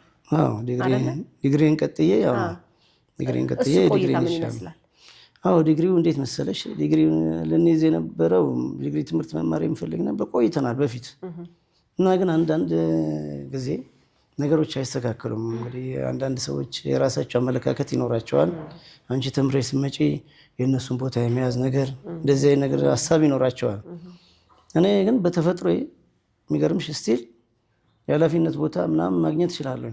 ግን አልፈልግም። ባህሪ አይደለም፣ አይመቸኝም። ኃላፊነት እንደዚህ ምናምን የቢሮ ሰሙ ምናምን ደስ አይለኝም። በቃ እኔ ፐርፎርም እያደረኩ መኖር ነው ፈልገው፣ መድረክ ላይ እየሰራው። ሰው ደግሞ መስራት ያለበት በሚችለው ነገር ነው። ሰክሰስ ማድረግ ያለበት የሚችለው ነገር ነው። ራሴን ባሳደኩበት ራሴ በምችለው ነገር በምተማመንበት ነገር ነው መስራት የምችለው እና በዛን ጊዜ የነበረ እንትን ምንድን ነው ተምረሽ ስትመጪ የእነሱን ቦታ ወይ ምናምን ትይዥባቸው ይመስላቸውና ኦፖርቹኒቲው እያለ ተከልክለን ነበር። አልቻልንም። መማር የቻለን አልተፈቀደልንም እና በቃ ሆነ ተው ነው። ግን የሆነ ጊዜ አለው ለሁሉም። ያው ሄደን አሁን ሰመር ኮርስ እንድንማር አጋጣሚ ሆነ እንትናን ሳላመሰግነው አላለፍም። ነብዩ ባየን ረዳት ፕሮፌሰር ነብዩ ባየ እውነት ጊዜ ሪስተው ያሬድ ማነው ብሔራዊ የሆነች ጊዜ ኃላፊ ሆኖ መጥቶ ነበር እና ነብይ እንደዚህ እንፈልግ ነበር መማር እንፈልግ ነበር የተወሰነን ሰዎች እንደዚህ የሚማር ሰው እንዴት ይከለክላል? እንዲህ ደብዳቤ መምጣት ያለባችሁ እንጂ መጠየቅም አልነበረባችሁም ብሎን በቃ አየር ላይ የፈረመልን ደብዳቤ እንትን ብለን 6 ልጆች ነን 8 ነበርን 8ቱ 2 አንፈልግም አሉ 6 ልጆች ወዲያው ፈቀደልን። ያሬድ ከመስሪያ ቤት እየከፈለን እንዲያስተምርም ማለት ነው። በቃ ለብሔራዊ ቲያትር ለእንትኑ ለሚመራው መራልን። ከአንዳንድ በቃ ሄደን ሰመር ኮርስ ገባን። ያሬድ ሰመር ኮርስ ገብተን ዲግሪ ነበር። ምክንያቱም ሬጉላር ሰራተኛ ሆነሽ መደበኛ ሰራተኛ ሆነሽ መመራት የሚባል ነገር አለ። ግን የሰዎች መልካም ፈቃደኝነት ነው። ቅድም እንዳልኩሽ መጀመሪያ ጊዜ ቢፈቀድልን ድሮ የዛሬ 10 ዓመት ምናምን በፊት መማር እንችል 10-15 ዓመት በፊት ዲግሪያችን መያዝ እንችል ነበር። ጀስት እንደጀመረ ያሬድ ዲግሪ መርሃ ግብር እንደጀመረ ቢፈቀድልን መማር እንችል ነበር እና ያው ሁሉ ነገር አለፈ ሳይሆን ከዛ በቃ እሱ ፈቀደልን። መስሪያ ቤት ከፍሎ አስተምሮ አስመረቀን። ሰመር ኮርስ እየተማርን ዲግሪን ያስኩኝ ማለት ነው። 6 ልጆች የዲግሪያችን የዛሬ 2 ዓመት ነው ምናምን ያዝነው። ቅርብ ጊዜ ያዝነው ዲግሪያችን ነው። ከ25 ዓመት በኋላ ምናምን እንደገና ወደ ዲግሪ ትምህርት ገብተን ራሳችን እንትን ብለናል። ምንድነው የሚባለው ከመቅረት መዘግየት ስፖርትና ትምህርት እድሜ ይወስናል። ትምህርት የሚጨምረውም የራሱ የሆነ ነገር ስላለው ምንም ሙያውን እየሰራ እንኳን ስትማር ደግሞ ሌላ ተጨማሪ የምታገኘው ነገር ስለማይጠፋ ማለት ነው። ሶል ትራምፔት ተጫዋች ነህ።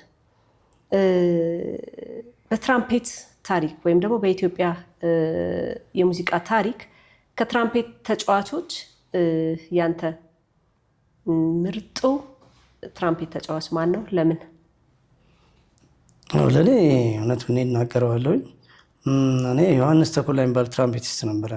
ማለት ምንድነው ባንድ መሰለሽ ዋሊያስ ባንድ ውስጥ የሚጫወት ነበሩ። እርግጣዎች የሚቲዮስታር ባንድ ይጫወታል። ዮሐንስ ተኮላ ይባላል። ግን ዮሐንስ ተኮላ ለእኔ ለየት የሚያደርገው አጫወቱ ስታይሉ ምን በቃ በጣም ቶኑ ቴክኒኩ በጣም ይመቸኛል፣ ደስ ይለኛል። በርክሌ ዩኒቨርሲቲ በተልእኮ እንደዚህ ተምረዋል የሚባል ነገር አለ፣ የሰማሁት ነገር አለ።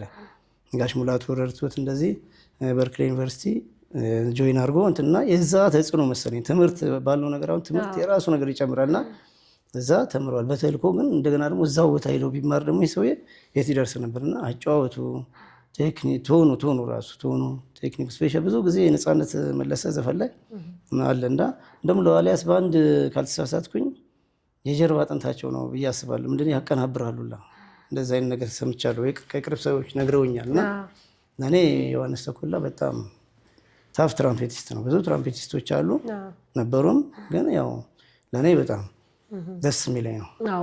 በልጅነትህ እያያቸው ያደግከው ቅድም ስትጠቃቅስልኝ ነበረ እነ መኮንን መርሻ እና ልጅ ሆነህ ፖሊስ ኦርኬስትራ ወይም ደግሞ ግቢ ውስጥ እየሄድክ ጎረቤታችሁ በምታይበት ጊዜ አንተ ካለህ በጣም ለሙዚቃ መፈጠር የሙዚቃ ፍቅር የሙዚቃ ፍላጎት አንጻር ጋሽ መኮንንን ብሆን የሚል ምኞት አልነበረህም በዛ ወቅት? ወይስ ትራምፔት የሚባለውን መሳሪያ ለይተህ አታውቀውም ነበር ያኔ ልጅም ስለነበርክ ማለት ነው? ባይዞይ ትራምፔት የሚባለው መሳሪያ አውቀዋለሁ። ማውቀው ምንድን ነው ቅድም እንደነገርኩሽ ካምፕ ስንሄድ በማርቺንግ ባንድ ውስጥም በኦርኬስትራ ውስጥም አውቃለሁ ሲጫወቱ ምናምን።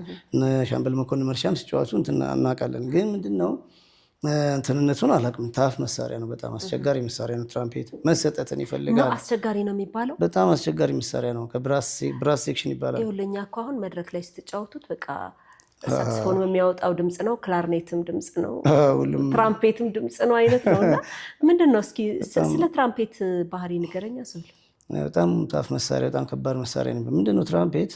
አንደኛ ቃታዎቹን አይተሽ ከሆነ 3 ናቸው። በ3 ቃታ ነው። አንዱ ቃታ ላይ 2-3 ድምፅ ሊኖር ይችላል። 3ቱም ቃታ ላይ እንደዚህ አይነት ድምፆች ሊኖሩ ይችላሉ። እና ያንን ነገር የምትቆጣጠሪው በምንድን ነው? በከንፈር ፖዚሽን ነው። ከንፈር በማጥበቅ በማላላት ምናምን ነው እንደዚህ። እና ሌሎቹ አሁን አይተሽ እንደሆነ ሳክስፎን አይተሽ እንደሆነ ፒያኖ ከኪቦርድ አይተሽ ከሆነ ሁሉም ድምፅ አለ እዛ ላይ 26ቱም ድምፅ እንደዚህ አሉት። ድምፆቹ በሙሉ ያሉት ጠቅላ ክሮማቲክ ሁሉም ነገር አለው። ትራምፔት ግን በሶስቷ ነው። ያንቺ እንትን ነው፣ ያንቺ ክህሎት ነው። እዛ ጋር ያንቺ እንትን ነው በቃ የሚወስኑ እነኛ እንደዚህ በቃ ሳክስፎን ብትወስጂው ከባድ አይደለም እያልኩሽ ያለ እሱም በራሱ ስራ ይፈልጋል፣ ግን እንደ ትራምፔት አይሆንም። በጣም ኢዚ ነው ከዛ አንጻር ስታየው ትራምፔት። ስለዚህ አንድ ትራምፔት ተጫዋች ምን አይነት ኳሊቲ ሊኖሩት ይገባሉ ማለት ነው? ጽናት፣ መጀመሪያ ጽናት ነው። ያንን መጀመሪያ እንትን መውደድ አለበት፣ መሳሪያውን መውደድ አለበት። አንድ ነገር ካልወደድሽው አትሰሪው። በቃ ካልወደድሽው ገና ባየሽው ጊዜ ያለሽ በቃ። ስለዚህ በቃ እኔ ባይዘው የመጀመሪያ ገና እንትን ስል ሳክስፎኒስት መሆን ነበር የፈለኩት ያሬድ ሲሄድ። ነገር ግን ያው ፊዚካል አፒራንስ የሚባለው ነገር አለ አይደለ? ለመሰለሽ ይሄን ያልኩሽ አሁን ኮልፌ ኮምፕሬሲቭም ስንማር ይመጡ ነበር የከፍተኛ ባንዶች፣ የከፍተኛ የምስ ባንዶች ምናምን ምናየው አንድ ኪቦርድ እና አንድ ሳክስፎን በቃ። እና ያ ብቻ ይመስለናል ሙዚቃ እንዳልሽው የሚያወጣውና ሳክስፎኒስት እኔ ብሎይንግ መሳሪያ ድሮም ጀምሮ እፈልግ ነበር በውስጤ እና ሳክስፎኒስት መሆን ነው ፈልገው ብዬ ነበረ። ነገር ግን አንተ እንትን አቋምህ ምናምን አፈጣጠር ትራምፔት ነው የሚሆነው፣ ጥሩ ትራምፔት ይሆናል ብለው እንግዲህ እንትን አሉኝ እና ሳክስፎኒስት ነበር መሆን የፈልገው አልሆነም። እና ትራምፔት እንትን አልኩኝና ምንድን ነው ያኛው ኢዝሊ ኪዎቹ አሉ። ያው ሳክስፎን በቃ እንትን ነው ለዜማ ምንም ለኛ በቃ እንትን ይላል ያ ሁላ ስላለው ማለት ኪዎቹ ስላሉ ለኛ ሀገር ዜማዎች ይሆናል እንትን አይደለም፣ ኦፕሽን አሉ። የትራምፔት ቀላል አይደለም እንዳልኩሽ ትግል አለው በጣም። እና ያን ነገር በኤክሰርሳይዝ በምናምን ነው የሚዳብረው እና መውደድ ደግሞ እና አይሆንም ሲሉኝ በቃ ትራምፔትን ያለኝ አማራጭ እሱ ነው ያስኩኝ። ቅድም እንዳልኩሽ ያሬድ ገብቶ ራሱ መመረቅ እንትኑ ስለነበረ በቃ የሰጡኝን ይዤ ተምሬ ሰክሰስ ማድረግ አለብኝ በዛው ቀጠልኩኝ። ወደድኩት። የተጫወትኩት ስመጣ ደግሞ የመጣልኝ ሲመጣ እየወደድኩት መጣ። እስካሁን በዛ ቀጥያለሁ። አሁን ደግሞ እንደገና ወደ ኋላ ልመልስ ነው ወደ ወለባ። ከወለባ የኪነ ጥበብና ጸረ ኤድስ ክበብ የማትረሳው ነገር ምንድን ነው? ምክንያቱም በዛ ውስጥ የነበረው የጓደኝነት ስሜት በጣም የሚገርም፣ እኔ ዛሬም ድረስ በጣም የሚናፍቀኝ ቁም ነገረኛ ሰዎች የተሰበሰቡበት የነበሩበት ቦታ ነው እና ወለባ ሲባል አንድ የልጅነት ዘመን ትዝታም እንደመሆኑ ምን ትዝ ይልሃል? ከወለባ ልጆች ጋር የመገናኘቱ ነገር አለ አሁንም? ወለባ እውነት በጣም የልጅነት ጊዜያችንን ጎርምስናችንን ያሳለፍንበት እንትናችን ፓሽናችን በጣም በቃ የነበረበት ጊዜ ነው። በእግራችን እየሄድን ነው ቲያትር የምናሳይ የነበረው። ሲነሪ ነው ምናምን የቲያትር እሱን ተሸክመን የመድረክ ገጽ ምናምን እየተሸከምንላ እየሄድን ነበረ። ወለባ በጣም ደስ የሚል እርስ በርስ የምንተጋገዝ ሰዎች ነበር። እንደ ቤተሰብ ነው ባይዞ፣ እንደ ክበብ ሳይሆን እንደ ቤተሰብ እንታይ። በቃ የሆነ ሰው አንድ ነገር ሆነ ሲባል በቃ ሌሊትም ላይ የመጣበት ጊዜ ነበር እዛ ሰውዬ ጋር የሆነ ነገር በደስታም በሀዘንም በቃ ወለባ በጣም እውነት አሪፍ ነበረ። ለአካባቢውም ህብረተሰብ ራሱ ምሳሌ ነበረ። እንትን ነው ክበብ ነው። ወለባ ዝግጅት አለው ከተባለ በቃ ማንም አይገባል። ለዜሮ ውስጥ ከፍሎ ያኔ በብር ከ50 በአንድ ብር በ2 ብር ነው የሚገባው። በ50 ሳንቲም ሁላ ሳይተናል አይደል? ሙዚቃም ቲያትርም ምንድን ነው ያኔ እኛ ገንዘቡ አይደለም ፍላጎታችን የነበረው መታየታችን ነበር ያኔ አይደል? እና በቃ ጭብጨባ ምናምን ነበር ለኛ እንትናችን እና ወለባ በጣም አሁን እሱን ማህበራዊ ህይወት አለ የመገናኘቱ ጉዳይ ተሞከረ 2 3 እና 4 ተሞከረ። እንደገና ማህበር ለማድረግ ሁላ አሰብን። ግን ያው ህይወት ወጣ አውረዱ። አንቺም በዛ ትበራለሽ፣ እኔም በዚህ ያም በዛ ይበራል፣ ይሞከራል። እንደገና እንትን ይባላል። እንደገና ስንገናኝ ደግሞ የሆነ እባካችሁ እንባባለን ይባል ተባለ። አልሆነም። ዞሮ ግን እኔ ደስ የሚለኝ ነገር እሱ ዘመን ሳስብ ሁሉም ማለት በሚቻል ደረጃ የተሻለ ቦታ ላይ ነው ያለውና የእያንዳንዳችን እንጀራ መሰረቱ የተጣለበት ያ ቦታ ነውና ለወለባ ልጆች በያሉበት ሰላማችሁ ይብዛልን ብለናቸዋል። እኔና ሰዎች ሶል ምን ያዝናናሃል? ሙዚቃ። በእውነት ምንም በላይ ሙዚቃ ነው የሚያዝናናኝ። ሙዚቃ ያዝናናኝ ማለት በእረፍት ጊዜ የእረፍት ጊዜ እንዴት ነው የምታሳልፈው? በእረፍት ጊዜ ሙዚቃ እውነት አዳምጣለሁ። በቃ የምወዳቸው እንዳልኩሽ ጥላሁንን በአንደኛ ምርጫዬ ነው።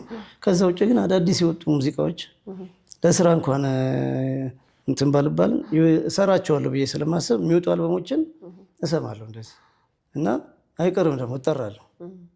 በክለብም ሆነ በሆነ ኮንሰርት ላይ ምናምን በጣም ፖፑላር የሆኑ ከሆኑ በጣም እንትን ያሉ ከሆኑ ያው ትሰሚያለሽ፣ እንጀራሽ ነው። እሰማለሁ ኤርፎን አድርጌ ምናምን ሰው በማይረብሽ ሁኔታ ስዝናና። እኔ ብዙ ጊዜ ሰው ጋር እንትን አይደለም፣ ለብቻዬ ጥግ ይዤ ነው ሙዚቃ ያዝናናኛል የምልሽም ለዛ ነው። ጥጌን ይዤ ኤርፎኔን አድርጌ በትኩረት አዳምጣለሁ። ያን ነገር ሰማዋለሁ። ከዚያ ሆነ ስራ ተብሎ በምትጠሪ ሰዓት እንደገና መንበሮቹ ተለይተው ስለንትን ስለሚሉሽ ሙሉ ለሙሉ ሰሚያስ ተለይተው ስለሚላኩልሽ በቴሌግራም ሆነ በምንም በቃ ያን ሰምተሽዋል ትንሽ ያንን ደግሞ ዲቴይል መስማት ተጀምሪያለሽ እና እንደዛ አይነት ነገር ነው ብዙ ጊዜ የማሳልፈው እኔ። ስለዚህ በሙያህ ነው የምትዘጋው ማለት ነው። ስራህ እንጀራህም ነው፣ እንደገና ስራህ ደግሞ መዝናኛም ነው ጭምር ነው። አየህ ምን ያክል በጣም ወደው እንደምትሰራው ነው የሚያመለክተው። በጣም ሌላው ሰለሞን በትረ ማርያም የአያት ልጅ ነህ ካልተሳሳትኩ። ኦኬ አይደለም አይደለም ማለት ከአያትህ ጋር ነው ለረጅም ጊዜ ኖረህ የነበረውና ያንተና የአያትህ ይመስለኛል ተሳስቼ ከሆነ ታረመኛለህ። አያትህን በጣም እንደምትወድ ነው የማውቀውና ከአያትህ ጋር ያሳለፍከውን ጊዜ እንዴት ታስባለህ? እንዴት ታስታውሰዋለህ? አሪፍ ጊዜ ነው ከአያቴ ጋር ያሳለፍኩት ጊዜ በጣም አሪፍ ነው። በቃ አያቴ ማለት እናቴ ማለት ነች። በቃ ማለት የአያት ልጅ ቅምጥል ይባላል። ከዛም ባለፈ በቃ አያቴ እናቴ ነች ማለት ነው። ይቅርታ እና ይቅርታ እና በቃ በአያቴ ያደኩት በእናቴ አባት ማለት ነው። በአባትህ እናት?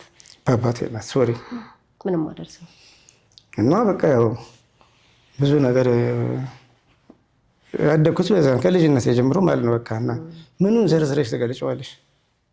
ሁሉ ነገር ያለፈው አያቴ ጋር ነው ያደኩት። በቃ ትምህርቴንም ክፉዬንም ደጌንም አያቴ ጋር ነው።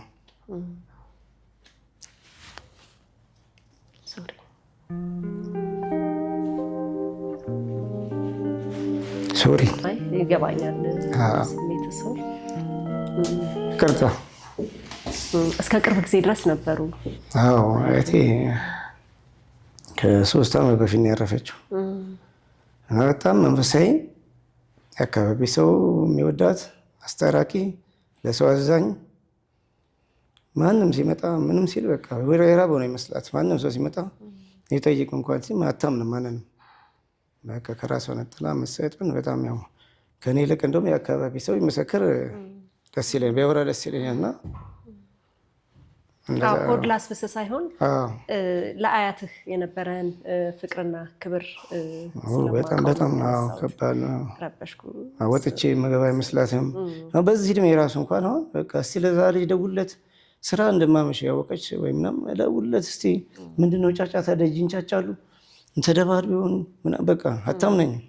ሁሌ በቅሰኛ አድርጋ ነው የምታስበኝ እና በጣም ከባድ ነው። ለወላጆቻችን ለአሳዳጊዎቻችን ጊዜ ልጆች ነን፣ ትልቅ ሰዎችም ሆነን እንደዛ ነው። ያው ነፍሳቸውን በአጸደ ገነት ያሳርፍልን። አሜን አሜን። የማማን አሜን። ቤታችሁ ውስጥ ምን አይነት ልጅ ነበርክ? ያው ቤታችን ውስጥ እንዳልኩሽ በቃ መጀመሪያ ላይ ስለነበርኩኝ አባቴ መጀመሪያ አያቴ በቃ እኔ በቃ ሁሉን ነገር እንትን ብለኝ ነበር። በቃ አትንኩት ነው በቃ እንደፈለገ ይሁን ነው በቃ ምንም በልቼ የምጠግብም አይመስልም። በቃ እንትን ነው በቃ እኔ ቤት ውስጥ ተጫዋች ምናምን ነኝ። በቃ አፏጫለሁ በጣም ቤት ውስጥ ምናምን አንተ ጎረምሳ ተው እባላለሁ ምናምን። ወጥቼ ስመለስ ረሳዋለሁ መልሼ እንትን እላለሁ እና በቃ በነፃነት እኔ ኖርኩ ነኝ እና በዛ ቤት ውስጥ በቃ አጫወቻቸዋለሁ ምናምን ደስ ይላቸዋል። አንዳንድ ነገር ማውራም እንደ ቀልድ ይሆናል መሰለኝ ቤት ይስቃሉ ምን ይላሉ። ከቤተሰብ ጋር ካለህ የቀረበ ግንኙነት የተነሳ ከዛ አካባቢ አራክም ይመስለኛል አይደል? አሁንም በቃ ቤተሰብ አካባቢ መኖርን ነው እዛው በቃ አሁንም እዛው ነኝ ያለሁት። ርቀህ ብዙ እንትን አትልም። ትዳር ተመሰረተ እንዴ? ትዳር አሁን ተመስርቷል። አሁን ተመስርቷል። ያለም ይሁን አሜን። ከባለቤት ጋር እንዴትና በምን ሁኔታ ተገናኛችሁ? ያው ባለቤቴ ሰፈር ልጅ ነች። አጋጣሚ ኮልፌ ልጅ ነች። ያው ውጭ ነበረች። እዛ በኋላ በቃ ያው መጣች። አሁን መጣ እንግዲህ 5 ወር ምናምን ሆናት ከመጣች 6 ወር። በቃ እንግዲህ ሽማግሌ ላኩና ምናምን በቃ ወደፊት ደግሞ ነገር እናስባለን እንግዲህ ያኔ ትገኝ ይሆናል። እግዚአብሔር ያሳካው እንገኛለንና እንኳን ወደ ሶል ህይወት በሰላም መጣሽ ብለናል እህታችንን። ምን አይነት ሰው ነች ባለቤት? ጥሩ ሰው ነኝ ማለት ያው ስራ ትወዳለች። እውነት ያየሁት ነገር ነኝ ስራ ትወዳለች። በቃ ይሄን አልካ እዚህ ጋር በቃ እንትን ነው በጣም የስራ ሰው ነች። እና ስራ ትወዳለች። የሚደክማት ነገር አይደለችም። እና በቃ ሲደክማት ነው የምታውቀው። ሰርታ ወይ ደከመኝ ወይ እግሬ ምናምን ወይ ምናምን ስትል ነው በዚህ የቆመችበት ወይ ምናምን ማለት ነው። እንዴ ለምን በፕሮግራም አይሆንም ሁሉ ነገር? ምንድን ነው የሚያወዳዝ የምትምል በቃ ይሄን እዚህ ጋር አድርጎ አንድ እዚህ ጋር እንደዚህ ነገር ነው። እኔ ደግሞ እንደዛ አይመቸኝም። አንድ ነገር ያን ነገር እንትን እላለሁ ያን ነገር እንትን ብዬ እንደዛ የሚቀጥለውን ምናምን ነው ማድረግ የምፈልገው። ስለዚህ መዘግየትህ የተሻለ ሰው ላይ እንግዲህ እንደ እግዚአብሔር ፈቃድ ብያለሁ። እግዚአብሔር ይመስገን። ሙዚቃ ትወዳለች? ትወዳለች። ኢንስትሩሜንታል ትወዳለች። የሚገርምሽ ኢንስትሩሜንታል ብዙ ጊዜ ትከፍታለች እና ትሰራ ምንም ኢንስትሩሜንታል ስከፍት ነው። ሙዚቃ ቅርብ ላልሆነን ሰዎች ኢንስትሩሜንታል ገርመኛል። ግጥሙን ካልሰማ ነው አይደል? እኔም ይገርመኛል። በጣም ገርመኛል። እና እንደዚህ እና በጣም የምትወደው ዘፈን ስትከፍት የሰማው ዘፈን የጂጂን ስከፍት ሰምቻለሁ።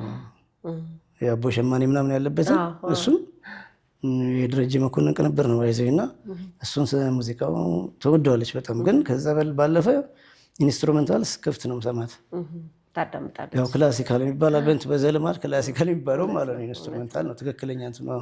ሙያን ትወድላለች? ትወዳለች። እንግዲህ በቴሌቪዥን ስታይ ደስ ይላታል። የሰራኋቸውን ነገሮች እንደዚህ አንዳንድ መድረኮች ላይ ሳሳያዛ እያለች ራሱ ልክላ ፋና ላይ ብዙ ጊዜ እንትን አደርጋለሁ ሳትፋል ታውቂያለሽ። እና ታይ ነበረ ያን ፕሮግራም ትከታተል ነበርና ይሄን ወድጄዋለሁ፣ ይሄን አለባበስ፣ ይሄን እንደዚህ ምናምን ሁላ ፋና ላይ እንደውም ካነሳኸው የክብር ዳኛ ሆነህ አየሁትና እኔ ራሴ እንደውም ለዚህ ፕሮግራማችን እንግዳይ እንድትሆን የፈለግኩት እዛ ላይ የቀረበውን ፕሮፋይልህን አይቼ ነውና በዚህ አጋጣሚ ስጠይቅህ እሺ ስላልከኝ በጣም ነው የማመሰግነው። ሶል በእውነት በጣም ነው የማመሰግነው። ዳኛ ሆነህ አየሁህና እንደዛ አይነት ቦታዎች በእውቀት የምትዳኝባቸው ቦታዎች ናቸው። አንተ ደግሞ ለዛ ትክክለኛው ሰው ነህ ብዬ አስባለሁና ያቺ ቀን ምን ትመስል ነበር? ደማቅ ቀን ነበረች። ቪዲዮዋን ፈልጌ ነው ያየኋት። ታንኪዩ ስለይሻት። ምንድነው በጣም አሪፍ ጊዜ ነበረ ማለት አሁን እዛ ጋር ሰው ለምሳሌ እዛ ጋር የሚዳኙት ሰዎች አይተሻቸው ከሆነ ከሙዚቃ ትምህርት ቤት የወጡ ሰዎች ናቸው። እና ያሬድ ሙዚቃ ትምህርት ቤት ሲያስተምር መልቲፐርፐስ ለ4 ለ5 ምናምን ነገሮች ነው እንትን የሚሉት የሚያስተምረው። እና እዛ ውስጥ እኔ አሁን ፐርፎርመር ሆኛለሁ ብዬሻለሁ። ፐርፎርም በማድረግ በቃ እንትን ነኝ። እንደዚህ አስተያየት በመስጠት ደግሞ አንዱ የበለጠ ሊሆን ይችላል፣ አንዱ ደግሞ አስተማሪ በመሆን አንዱ ደግሞ አደራጅ በመሆን ለእንደዚህ ያን ነገር ነው የሚያስተምረው። እና ሁሉም ሰው አንድ አይነት ነገር ይማርና እዛ በቃ ሁሉም በየእንትኑ በጣም በአሪፍ በሚሆንበት ነገር ይወጣል። እና እዛ ጋር አሁን ያው የመዳኘቱ ነገር መዳኘት ይቻላል። እዛ ፋና ላይ ምናምን ቁጭ ብሎ እንትኖች ማድረግ ከኤክስፔሪየንስ አንጻር ከብዙ ነገሮች መዳኘት ይችላሉ። ግን ያው የበለጠ ደግሞ እነዚያ ለዛ ስለተሰጡ ያን ነገር እንትን ይላሉ። እነሱ ፐርፎርም አያደርጉም ማለት አይደለም፣ ግን የተሻለ እና እዛ ጋር ስዳኝ ምናምን ደስ ብሎኝ ማለት ያው ክብር ዳኛ ስለሆንኩኝ ዲቴይሉ ምናምን እንደዚህ አለም እዛ ጋር ዋናዎቹ አሉ። እና ትንሽ ሙያ ጉዳዩን ለሚመለከተው ሰጪና ትንሽ ነገር ነውና በጣም ደስ ነው ያለኝ ማለት የክብር አድርገው ሲጠሩኝ ቢያንስ የሆነ የሄድሽ የተጓዝሽባቸው ልፋትሽ ምናምን ቀስ እያለ ይወጣል። ሙያሽ ቀስ እያለ ነው የሚወጣው። በነገር ላይ እንደዚህ አይነት ጉዳዮች የራሳቸው የሆነ ጊዜ አላቸው አይደል? ሰው ለፍቶ ደክሞ ተቀብሮ ይቀርና ተቀብሮ ሊባል አይችልም። ስራውን እየሰራ ስለሆነ ታሪኩ ሳይታወቅ ምናምን ይቆይና የሆነ ጊዜ ግን የጊዜ ጉዳይ ነውና ነገ እኔ በጣም በበለጠ ስኬት ነው የምጠብቅ። ሶል ነገ ሶልን ምን ላይ እንጠብቀው? ሶልን እንግዲህ እኔ አሁን ምንድነው ሀሳቤ እንግዲህ በዚህ ሙያ በተለይ በትራምፔት ብዙ ሰርቻለሁኝ። አሁን የራሴን ነገር አሁን ስፖንሰር ባገኝ የሚያገዘኝ ሰው ባገኝ ምናምን የራሴን ነገር ማስቀመጥ ፈልጋለሁ። በትራምፔት ኢንስትሩሜንታል መስራት ፈልጋለሁ። ለዛም ደግሞ የመስራት አቅሙ ስላለኝ ምንም የምጠራጠረው ነገር የለም። እና ግን አሁን መንገዱ ገብቶሽ ወይ እንዴት እንደምትሰሪ በቃ አለ። እንደዚህ ደግሞ የተዘጋጁ ሰዎች አሉ። እነኛ ሰዎች ቢያግዙኝ የራሴን ኢንስትሩሜንት በሰራ በጣም ደስ ይለኛል። ሙዚቃው ላይ የራሴን አሻራ ደግሞ ማድረጌም አይቀርም። እንደው ሙሉ ኢንስትሩሜንታል ባልሰራም በተለያዩ መንገዶች አንዳንድ እያልኩኝ ግን እንደ ታሪክ የራሴን ነገር ፎርማል በሆነ ነገር በአሪፍ ነገር በአልበም ደረጃ በሰራ በጣም ደስ ይለኛልና እግዚአብሔርም እንደሚረዳኝ አልጠራጠርም። ይረዳሃል። በእውነት አንተ በጣም ትጉ ሰው ነህ። ሶል በጣም የምትጥር ሰው ነህ። ሙያህን ወደህ አፍቅረህ መስዋዕትነት ከፍለህ የምትሰራ ሰው ነህና ይሄ የማይሆንበት ምንም አይነት ምክንያት የለም ብዬ አስባለሁ። እንግዲህ ለዚህ ጉዳይ ደግሞ ሙዚቃን የምትወዱ ሙዚቃን የምታከብሩ በተለይ ለትንፋሽ ለአድካሚው የትንፋሽ መሳሪያ ክብር ያላችሁ ሰዎች ሶልን እንደምታግዙት ተስፋ አድርጋለሁ። እኔ የያዝኩትን ጥያቄ ጨረስኩ። ሶል አንተ በስተመጨረሻ ማስተላለፍ የምትፈልገው ማንኛውም ጉዳይ ካለ እድል ልስጥህ። ያው እንግዲህ እኔ ምንም ማስተላለፈው ነገር የለም። እስከዛሬ ድረስ እንደዚህ በሙዚቃ ህይወቴ ውስጥ ስኖር ላገዙኝ ሰዎች በሙያም በምክርም እንደገና በማቴሪያልም በብዙ ነገሮች ለደገፉኝ ላገዙኝ ሰዎች በሙሉ ከከሌ ባልልም ከቤተሰቤ ጀምሮ እስከ ቅርብ ጓደኞቼ ሁሉንም በቃ አመሰግናለሁ። ይሄን ብቻ ነው ስለረዳችሁኝ አመሰግናለሁ። ሙዚቀኛው ሰለሞን በትረማርያም እኔም በእንዶይን ሚዲያ ላይ ቀርበህ ቆንጆ ደስ የሚል የጨዋ ወግ ስላወጋን በጣም ደስ ይለኛል። ይህ ፕሮግራሜ ጨዋ ወግ ይባላል። ስክን ያሉ ጨዋታዎችን የምንጫወትበት ስለሆነ እንግዳ ስለሆንከኝ አክብረኝ ስለመጣ በጣም አመሰግናለሁ። ሰው የተመሻል ይፈጸም ዘንድ እግዚአብሔር ይርዳህ። በጣም ነው የማመሰግነው። እኔም በጣም አመሰግናለሁ። ክቡራን የእንዶይን ሚዲያ ተከታታዮች ከሙዚቀኛው ከትራምፔት ተጫዋቹ ሰለሞን በትረማርያም ጋር ያደረኩትን ቆይታ በዚሁ አጠናቀቅኩኝ።